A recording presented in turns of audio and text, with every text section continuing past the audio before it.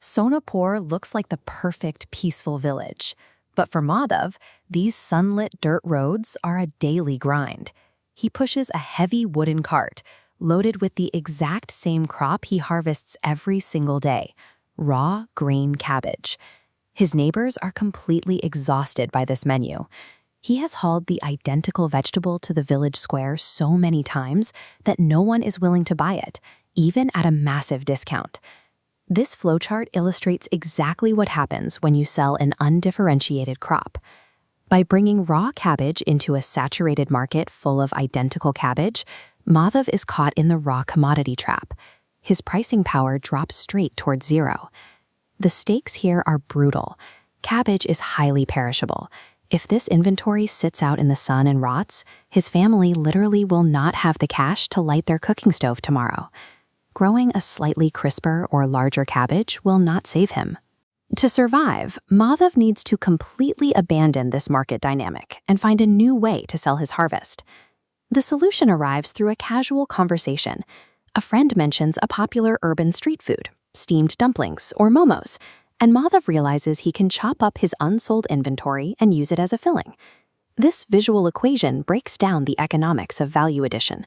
By combining his raw cabbage with refined flour and applying a simple steaming process, Madhav creates a premium product. That rising line shows his profit margin jumping far above the base price of the raw vegetables. He gets to work. Calloused hands wrap soft dough around a spiced filling. At first, his neighbors are highly skeptical.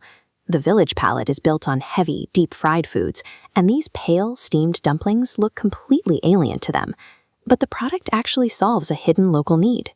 The steaming process makes the dumplings incredibly soft, perfect for village elders who struggle to chew tough foods. And by pairing them with a fiery, farm-fresh mint chutney, he perfectly matches local flavor profiles. By applying basic culinary techniques to a crop his neighbors had entirely rejected, Madhav instantly goes from a desperate street vendor to the owner of a highly profitable local monopoly. Within days, his lonely wooden cart becomes the absolute epicenter of the village square. Demand skyrockets, and eager crowds surround him every morning. This vertical funnel diagram highlights his next massive hurdle, an operational bottleneck. Look at the high customer demand pouring into the top, only to get choked by the narrow section below. His single home pot can only steam a dozen dumplings at a time, creating long lines and artificially capping how much money he makes. He has cash in his pocket, but rather than spending it on immediate comforts, he makes a calculated choice to reinvest. He takes his earnings and travels to the nearest city market to upgrade his cooking infrastructure. He purchases a massive 3-tier steel steamer to push his batch capacity up to 50 units, alongside a mechanical chopper that slashes his prep time. Notice how removing those physical constraints allows the trapped demand to flow freely straight to the bottom line as revenue. Scaling a grassroots business requires continuous observation. You have to locate the specific physical choke points in your production line and actively spend capital to eliminate them.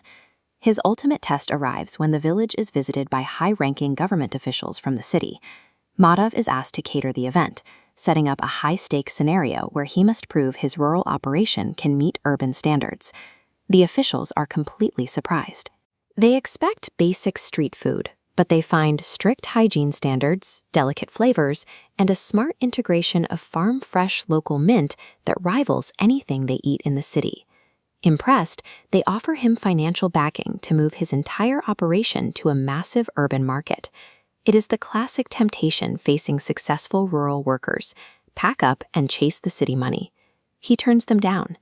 Moving to the city would instantly sever him from his two biggest competitive advantages: a free, direct-from-the-farm supply chain, and a fiercely loyal, captive local audience. Instead, he uses his steady, predictable cash flow to rent a permanent brick-and-mortar shop right at the village crossroads. He names it Madhav Ka Desi Zayka and quickly begins hiring and training unemployed youth from his own neighborhood to manage the swelling crowds.